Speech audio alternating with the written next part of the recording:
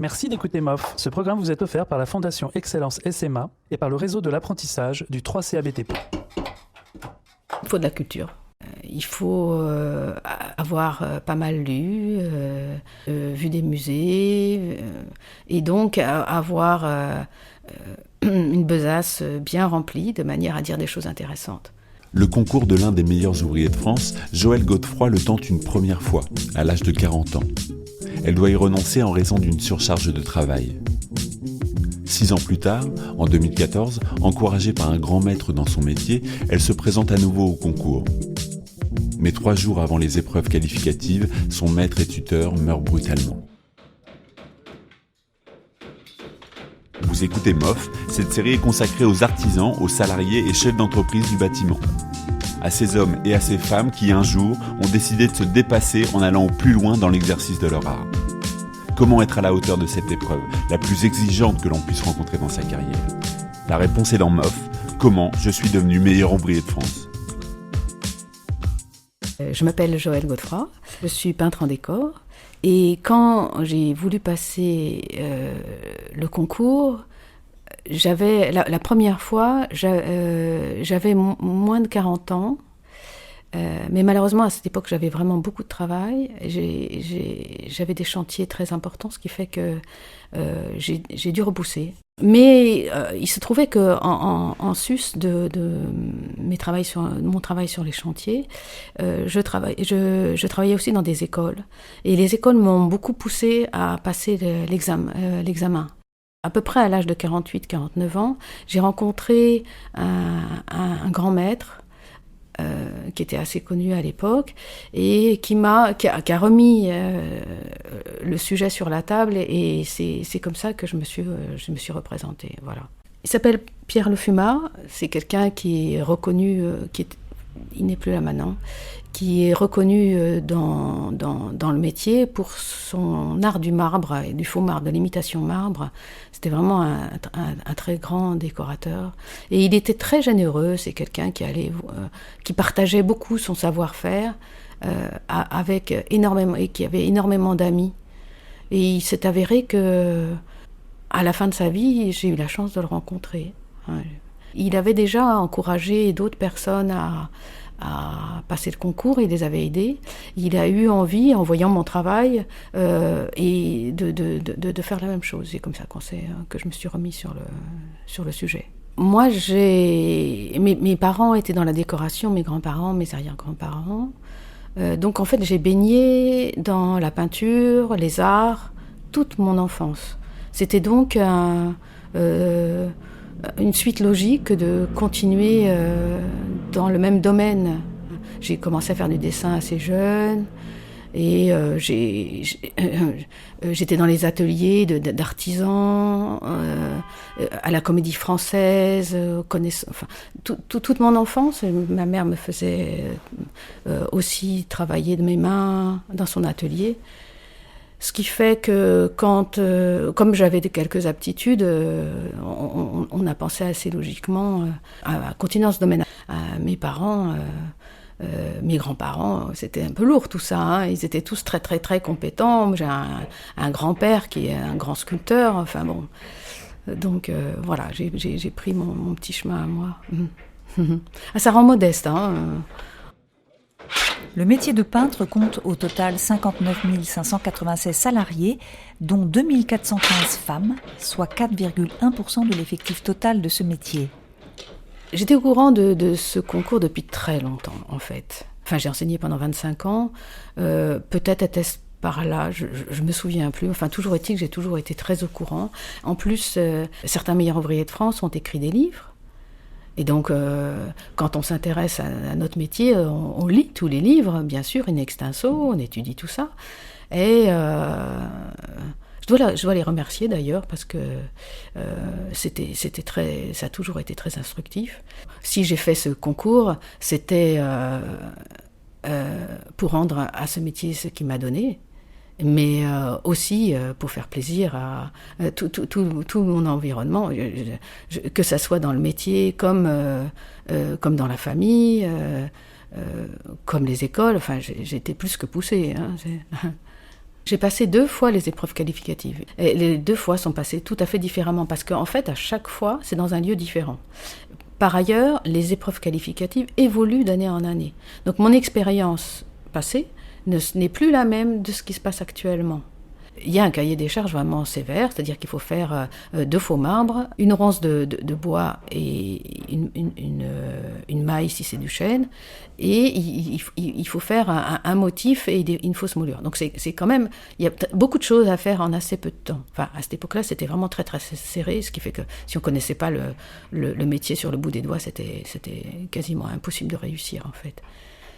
C'était un stress énorme, parce qu'il fallait que il fallait pas qu'il y ait d'accident, il fallait que tout se passe très très vite et sans aucune bavure en fait. Le sujet est donné à l'avance, ce qui fait qu'on peut se préparer. Dire qu'on peut faire dans son atelier, faire et refaire le sujet de l'épreuve, de manière à ce que quand on arrive, il n'y ait plus qu'à réciter, on va dire, hein, comme on aurait appris une récitation. Moi, c'est ce que j'ai fait. Je connais des gens qui n'en ont pas besoin. Je les admire beaucoup, mais moi j'ai eu besoin de me préparer. Moi je le conseille, hein, parce que malgré tout, c'est, comment dire, l'improvisation, c'est pas forcément le bon moment, parce qu'on n'est pas à 100% de ses compétences quand on est dans un examen comme ça. On arrive, on est stressé, bien que normalement on connaisse son métier, mais néanmoins on est jugé, il y a des gens qui regardent, c'est pas très agréable. Voilà, alors donc quand on arrive, en général on connaît personne, hein, on connaît pas le jury, on connaît pas les autres personnes, les gens arrivent de toute la France. Bon, c'est bon enfant, on est entre nous, hein, on est en famille, mais néanmoins... on arrive en terrain inconnu, puisque c'est une fois à tel endroit, une fois à un autre. On ne connaît pas les conditions de travail, on ne sait pas quel type de fond on va avoir, où est-ce qu'on doit s'habiller, comment tout va se dérouler. On découvre tout sur place. Hein. Voilà. Si on n'a par exemple pas terminé un des panneaux, ou s'il y a un panneau qui n'est vraiment pas réussi, on sait tout de suite que ça s'est mal passé, quoi. Après, on peut se dire, j'ai fait le maximum, ça tient la route, peut-être que ça va passer, mais on ne peut pas dire davantage, parce que, bien évidemment, ça ne dépend pas de nous, c'est quand même d'autres gens qui... J'étais tranquille quant à ce que j'avais fait. Après, voilà. J'ai organisé un atelier chez moi, et aussi j'avais un menuisier qui me préparait mon panneau.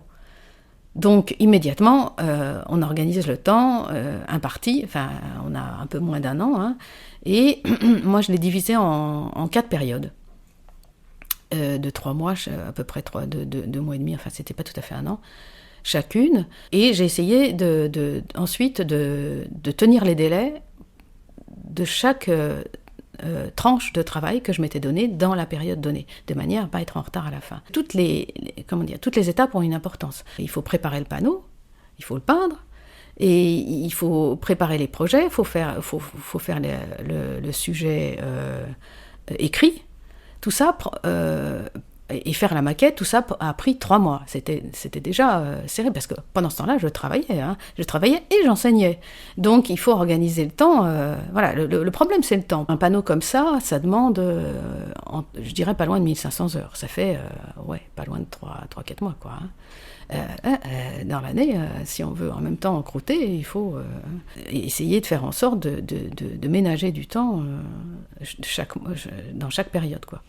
Voilà, ça demande beaucoup, beaucoup d'organisation. Ouais, et d'être rigoureux, organisé, de manière à travailler sans stress, quoi. Pas se retrouver des week-ends avec des nuits. Enfin, moi, j'ai horreur de ça. Je travaille mal quand je travaille trop. Je suis quelqu'un dans le métier, tout le monde me connaît, je suis quelqu'un de carré, d'organisé. Voilà. Et j'avais fini une semaine, une semaine, 15 jours à l'avance, quoi. Le métier de peintre a perdu des effectifs. Ils étaient 74 600 en 2009 et seulement 59 600 en 2017. Le plus important, c'est de prévoir un beau sujet. C'est le projet. C'est la qualité du projet prime. Ouais. Et Et c'est ça, en fait, après, la qualité d'exécution, c'est une évidence, mais c'est d'abord la cohérence du sujet, tant au niveau esthétique que au niveau couleur. C'est ça le plus important, en fait. Parce que finalement, à part les jurys, c'est par ça que vous serez jugé aussi par vos pairs. Et ça, quand vous avez fini le panneau, enfin même le concours, vous le saurez tout de suite ce que les autres pensent. C'est très important. Le projet avant tout, la qualité du projet. Il faut de la culture. Il faut avoir pas mal lu, vu des musées, et donc avoir une besace bien remplie de manière à dire des choses intéressantes. Parce que c'est pas parce que c'est bien écrit qu'un livre a de l'intérêt. Ce qui compte, c'est ce qu'on a à dire. Bon, moi, il se trouve que j'ai voulu mettre en valeur le 19e siècle parce que c'est une période qui n'est malheureusement pas assez mise en valeur. Or, pour nous, peintres en décor, le 19e siècle est équivalent à la Renaissance. C'est le début des métiers de peintre en décor. Autrefois, les décorations étaient faites par les artistes. Et à la faveur d'une demande accrue, d'une bourgeoisie enrichie, le métier de peintre en décor s'est démocratisé. Et des écoles sont nées, des revues spécialisées sont apparues. C'est une référence absolue qui nous sert beaucoup dans notre métier, probablement à notre insu, enfin pour certains, puisque on a des styles très importants qu'on retrouve beaucoup de l'Empire à l'Art Nouveau. C'est notre Bible en fait. Tout d'abord, j'ai introduit quelque chose de nouveau qui ne se faisait pas dans les panneaux, qui sont des moulures dorées, ornementées. Par ailleurs, j'y ai mis du papier peint. Du papier peint qui était une invention du XVIIIe, mais qui a été beaucoup, beaucoup utilisée au XIXe siècle. Donc une imitation papier peint en grotesque. Voilà. J'ai tenu à correspondre aux critères de notre métier. C'est-à-dire que je n'ai pas cherché à mettre de la peinture d'artiste. Donc je n'ai pas fait des reproductions d'artistes, mais des reproductions des métiers d'art de cette époque-là. Voilà. Par exemple. Alors après, c'est aux autres d'en juger quant à la réussite esthétique. Voilà, j'ai essayé de mettre en valeur et notre métier et cette époque-là. Alors c'est une pression au quotidien. Je vous avouerai par exemple, j'avais peur qu'il m'arrive un accident. Moi je fais du vélo. Je vais vous dire que j'ai jamais fait autant attention en faisant du vélo, de jamais me faire mal, de jamais être malade, parce qu'il en a besoin d'être au top chaque jour. On ne part pas en vacances, enfin moi je ne suis pas partie en vacances, parce que tous les jours doivent être optimisés de manière à ne perdre aucun temps, quoi. Oui, c'est une vraie pression pendant un an, ouais. Mais par contre, moi je travaillais chez moi à l'atelier et donc du coup c'était une période incroyablement heureuse parce que de ne pas être dérangé quand on travaille c'est extraordinaire parce que sur un chantier c'est l'inverse quoi. On travaille en dépit de ce qui se passe autour de nous, ce qui nous complique beaucoup la tâche.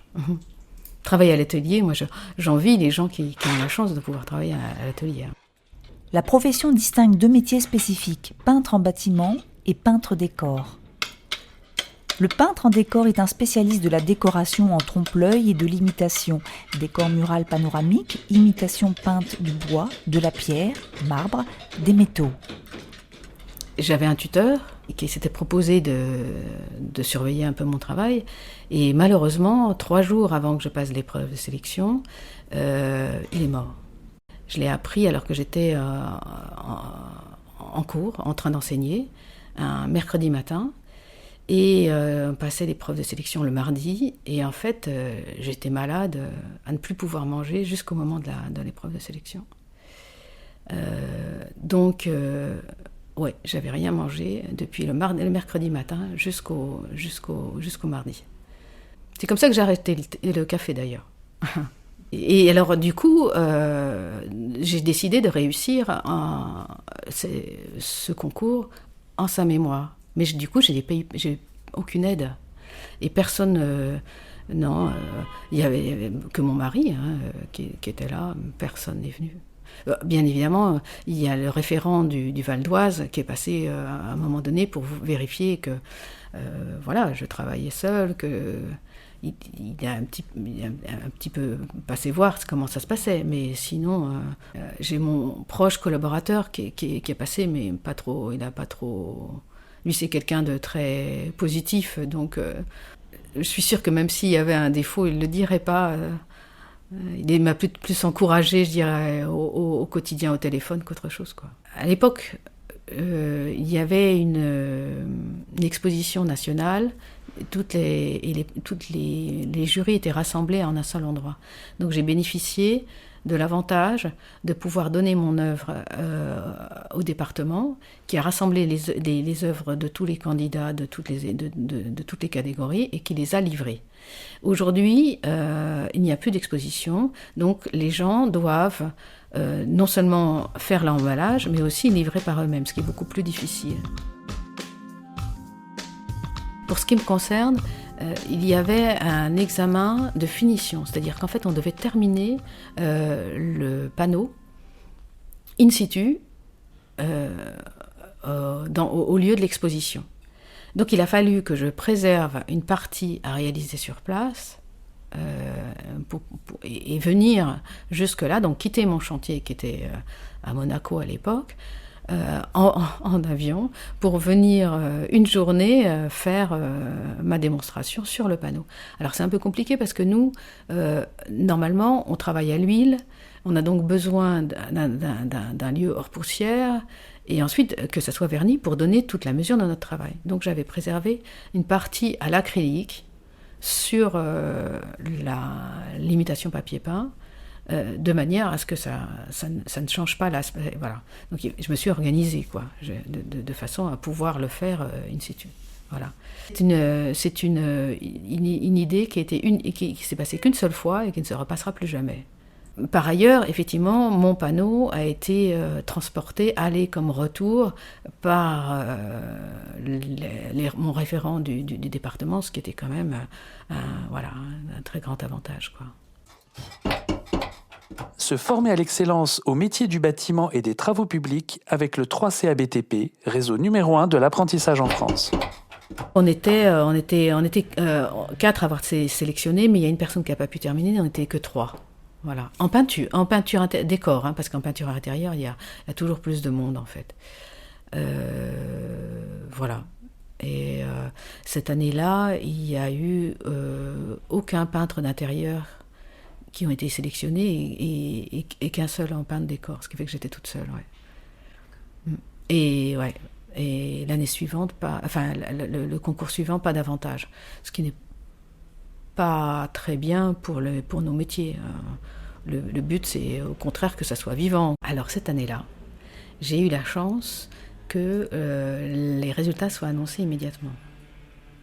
Et donc du coup, j'ai su tout de suite que j'étais reçue.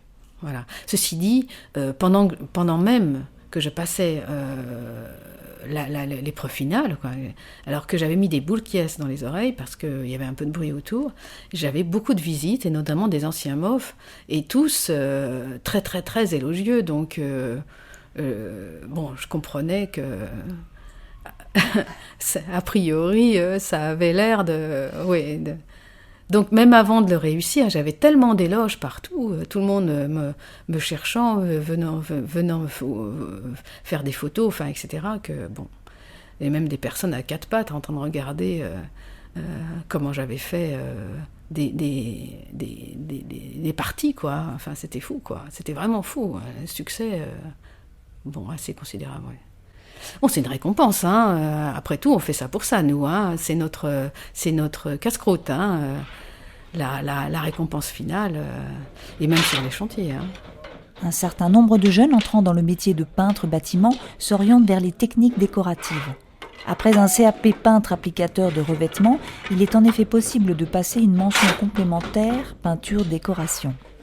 De toute façon, on ne demande pas à quelqu'un d'être parfait, hein. L'idée, c'est de récompenser un bon artisan, quelqu'un qui fait ça avec compétence, avec amour, manifestement, dont on voit qu'il aime son métier, et puis qui fait ça. Voilà, c'est d'encourager à s'améliorer. C'est aussi tout ça. C'est pas juste une médaille, en fait. C'est vraiment encourager les gens à aimer leur métier et à s'améliorer dans leur métier.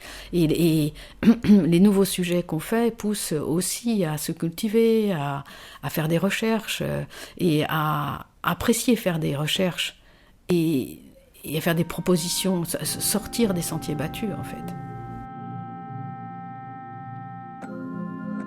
Au début, on est un petit peu perplexe. Enfin, on n'est pas voilà. On met du temps, hein, à absorber la nouvelle. Hein. C'est pas comme ça tout de suite. Voilà.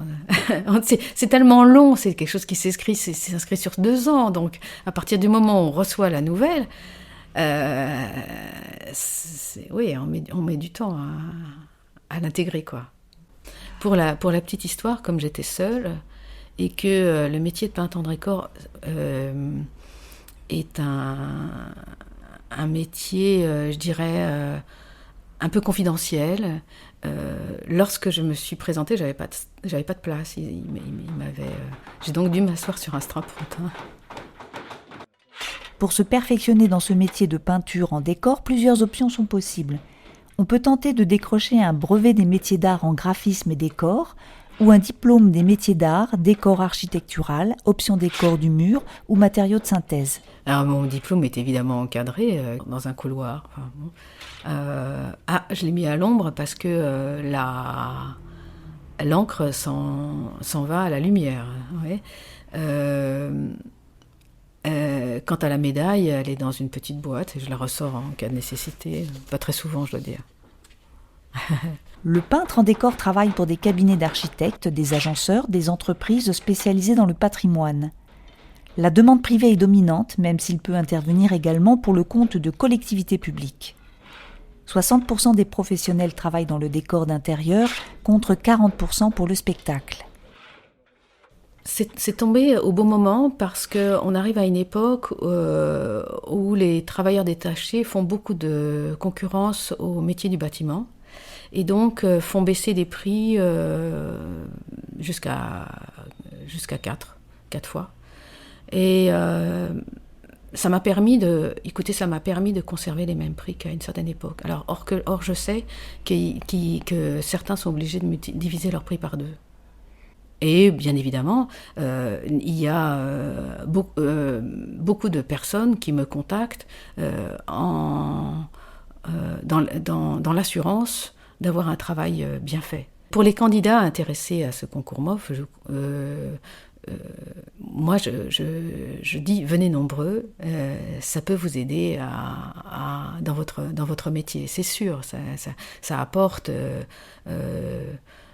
une reconnaissance de la qualité de son travail. Les gens savent que vous êtes dévoué, que vous êtes sérieux et que vous connaissez votre métier. Je conseillerais aussi de ne venir qu'à partir du moment où on a acquis une certaine compétence, c'est-à-dire d'avoir à peu près une dizaine d'années de compétences, de manière à pouvoir non seulement maîtriser les faux bois et les faux marbres vraiment bien, les fausses moulures, mais aussi les trompe-l'œil, et surtout de savoir faire un projet et une maquette. Arriver à maîtriser tout ça demande déjà d'avoir une certaine expérience. Voilà. Donc toutes les personnes qui sont artistes peintres sont a priori pas sélectionnées dans ce concours, dans le sens où on essaye de mettre en valeur notre métier. Et c'est pas parce qu'on connaît les couleurs que, on peut être meilleur ouvrier de France en peintre en décor. Ça n'a rien à voir, c'est pas le même métier. Prochain épisode, Bernard Ibert, menuisier. Merci d'écouter les récits du concours, l'un des meilleurs ouvriers de France.